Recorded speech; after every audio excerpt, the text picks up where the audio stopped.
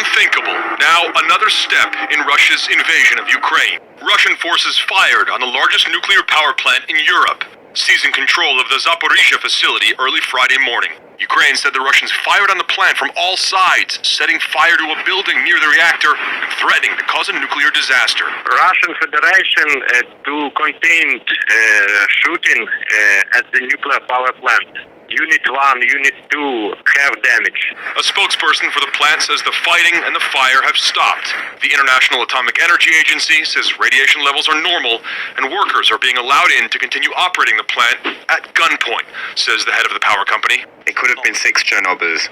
The Russian tank, people knew what they were shelling. They were shelling this at close range. This was terror at a new level. The crisis resulted in the UN Security Council holding an emergency meeting. The world narrowly averted a nuclear catastrophe last night. Mr. Putin must stop this madness. Russia has not let up its attacks across the country, maintaining barrages against major cities. High-rise apartment buildings obliterated in the town of Borodyanka, just over 30 miles northwest of the capital, Kiev. A cell phone video shot in Kharkiv, interrupted by a strike on the city council building.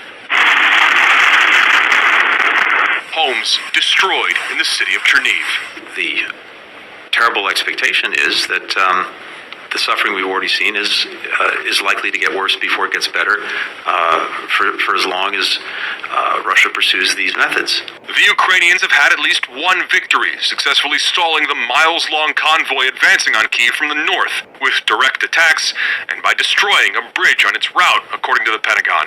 In the south, Ukraine still has control over the city of Mariupol, despite intense Russian strikes, according to a senior U.S. defense official. Residents there cut off from water and electricity. Meanwhile, Odessa is preparing for a possible Russian attack. A resident of the occupied city of Kherson says they're dealing with violence at the hands of the Russian occupiers. President Biden says it's clear Russian forces are intentionally targeting civilians as Ukraine accuses Russia of war crimes, an accusation the Kremlin denies.